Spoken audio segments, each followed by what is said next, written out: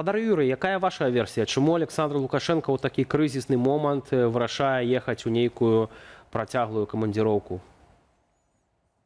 Ну, ведаеце, я бы сказаў, што гэта такая добрая міна пры кепскай гульні. Гульня-то кепская, і Лукашенко ўсведамляе ўсе небяспекі ультыматуму Зеленскага і наступстваў. Але ён у гэтай сітуацыі дэманструе, што ўсё ў парадку, я ўсё кантралюю, ўсё кантралюецца, і я магу себе дазволіць нават паехаць в доўгую поездку. Я думаю, это такі сігнал. Ну, а что тычыцца поездки в Москву, то Беларусь бліжэйшы союзнік России. Военный, политичный, всякий.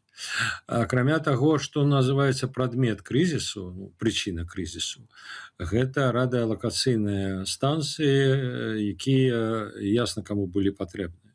Лукашенко они не патрэбныя, і Беларусі яны не патрэбныя. Але Лукашенко таксама. Не былі патрэбныя расейцам.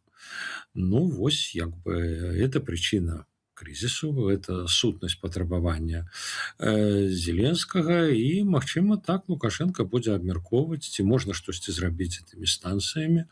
Ну, а калі нельга, то чым можа Россия дапамагчы, каб абараніцца, каб дзейнічаць тады, калі скажем, Менск гэтыя умовы ультыматуму не выканае, а Зеленскі выканае тое, што паабяцаў. Сёння всего толькі аўторак. Паглядзім, як будзе развівацца сітуацыя, як мінімум да чацвярга. Можа быць, у чацвер ужо крызіс як-то ці вырашыцца, і тады ўжо, так бы мовіць, паехаў і паехаў. А магчыма, сітуацыя зменіцца так і стане такой вострай, што ні о якіх далейшых паездках, акрамя Москвы, увогуле і мовы не будзе. Таксама так можа быць. Тут сітуацыя вельмі дынамічна мяняецца, вельмі хутка. Новыя вводныя, самая, я бы сказаў, важная апошняя вводная – это заява Еврокомиссии, которая сказала в отказ на пытанне, так а вот что ультиматум Зеленского, она сказала, что Украина мае право на самооборону. И в этом сенсе можно зразумець, что операция по, нейтрализации ретранслятараў на беларускай тэрыторыі разглядаецца Еврокомиссией як самооборона. Это важно. Палітычны аглядальнік Віталій Цыганкоў кажа, што ў выпадку пачатку вайны, асабліва калі Украіна ўдарыць першай, не толькі лаяльныя да Лукашэнку, але проста нейтральныя, павернуцца ў бок патрыятызму і абароны Беларусі, дзяржавы, і вось, маўляў, стануць разам з Лукашэнкам у адзін шэраг, каб бараніць ад Украіны радзіму. Што вы думаеце на гэты конт? Это цалкам магчыма. Я думаю, что это вельмі імаверны сцэнар. Не факт, что это будзе назаўжды, что это будзе на гады, але першасная рэакцыя, тут Віталіс абсалютна мае рацыю, что так рэагуюць амаль все народы. Амаль все народы. Тым больш, што ў дадзеным выпадку, я не юрыст, я не спецыяліст в міжнародным праве, но вот одна ситуация, то, умоўна кажучы, калі беларуская армія ці з тэрыторыі Беларусі, вот зараз расійская армія ворвалася в Украину, нанесла там удары, что-то знішчыла, и украинцы в отказ на это нанесли удар. Калі стаят это ретранслятары, невядома, сколькі они там часу стаять, может, они ввогуле з 22-го году там стоят. Ретранслятары, в лютым Зеленскі пра іх казаў, я так разумею, з таго часу яны працавалі, і Украіна з імі нічога не рабіла.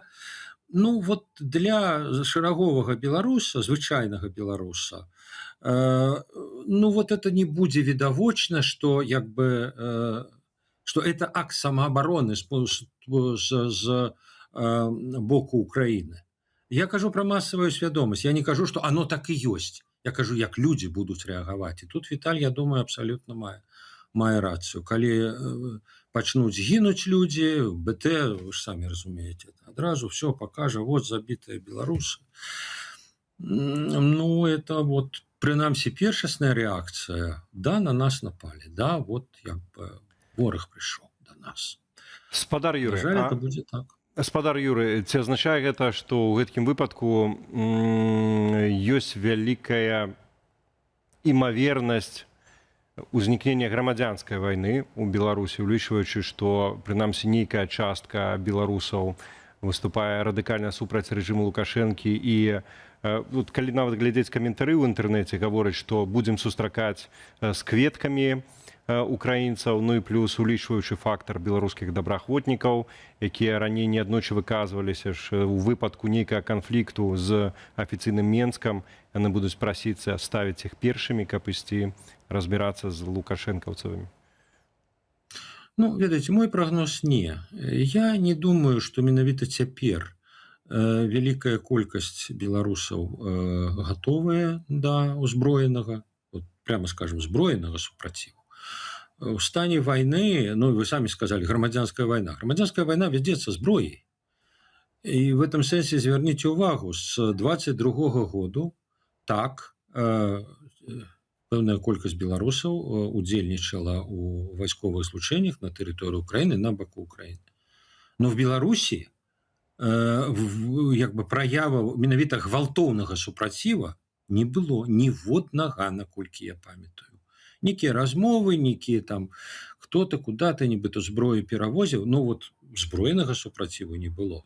Хтосьці там адключаў гэтыя рэле на чыгунцы, но не зброяй. Ну, калі этого не было ніводнага выпадку, то уяўляць сябе, што зараз будзе інакш, ну, складана. Тым больш, што ізноў жа пра это Віталь сказаў, напісаў, што магчыма рэпрэсіі 21-26 гадоў нам пададуцца кветачкамі у параўнанні з тым, што пачнецца пасля настоящей войны. Калі боевые дзеянні, калі беларусаў апрануць в хакі і пашлюць на фронт.